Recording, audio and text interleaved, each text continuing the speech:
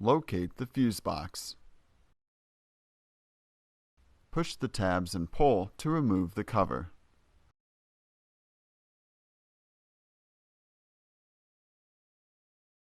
Locate the small plastic fuse puller.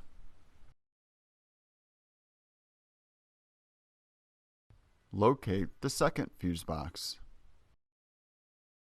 Push the tabs and pull to remove the cover.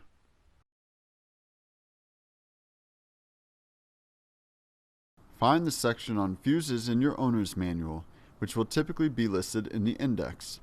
Look up the component and its corollary fuse in this section.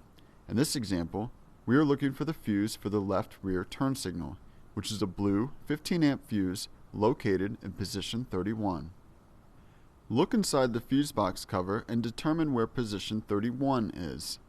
Next, find that fuse in the fuse box. Remember, in this example, it should be a blue 15 amp fuse.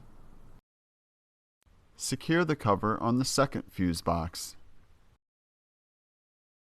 Secure the cover on the fuse box. Test the component for which you replaced the fuse.